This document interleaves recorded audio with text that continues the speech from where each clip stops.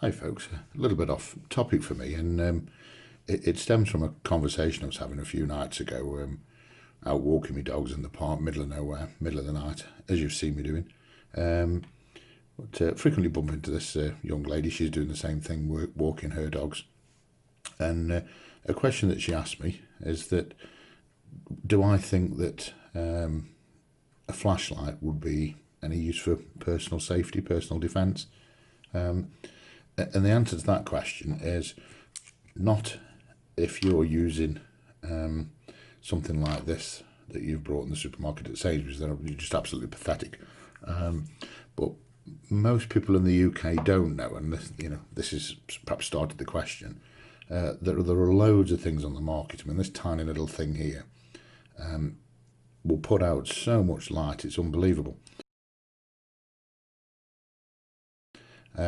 But before I go on about that, what I did say to her was, well, perhaps the best method of self-preservation perhaps is be mindful of where you're going and what you're doing and with whom and where. It might not be a good idea wandering around the park in the middle of the night, had it? But I suppose if she's got to walk a dog, she's got to walk a dog. So jumping back to the original question, you take a light like this, and there are loads of different models, and turn them on, and I'll get up to its highest mode, and you can access its highest mode simply by double clicking it. Now that is so bright, it's unbelievable. It's bouncing off the walls, and my camera's now dimmed down. You can see it brighten back up again. The camera's dimmed down because it's just way too bright. Now if you were to shine that at somebody, several things are going to happen. Let me turn it off. Several things are going to happen. First of all, whoever you've shone it at isn't going to be able to see anything at all. Not even if they close their eyes. These are that bright. If you close your eyes, it still, for want of better terminology, burns through your eyelids. Whoever you've shone it at, as well as being blinded, even if you were to take the light off, they've just lost their night vision. And they'll be seeing spots in front of their eyes for about the next 30 to 60 seconds.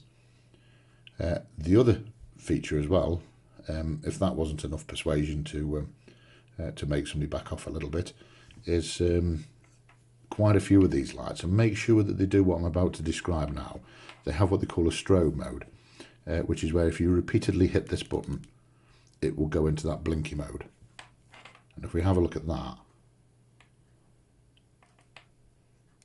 it's the same brightness as our brightest mode, but that blinky effect has an additional effect on whoever you've just shone it at, and that most people find that quite disorientating. And if you persist at looking at it, it can make you feel a little bit sick or nauseous. So hopefully, this type of light, if push comes to shove, would buy you enough time to put a little bit of distance in between yourself and whatever the problem was.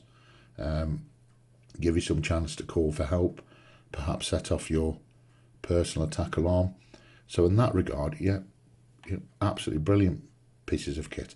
And of course, the added bonus, folks sneaking around up to no good generally don't like to be lit up, and this type of torch here, you won't believe how much light they put out, so you're likely to see any problems in advance.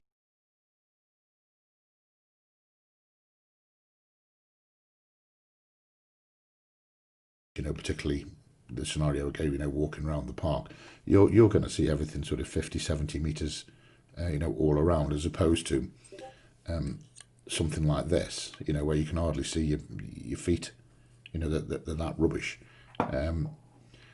So just by having one of these and knowing what's going on around you would hopefully give you some additional time not to walk into trouble in the first place, if that makes sense, and hopefully make somebody think twice, and perhaps clear off out the way and go somewhere else. Folk up to no good don't like being lit up like a Christmas tree, and they certainly don't like looking into that. There we go, folks.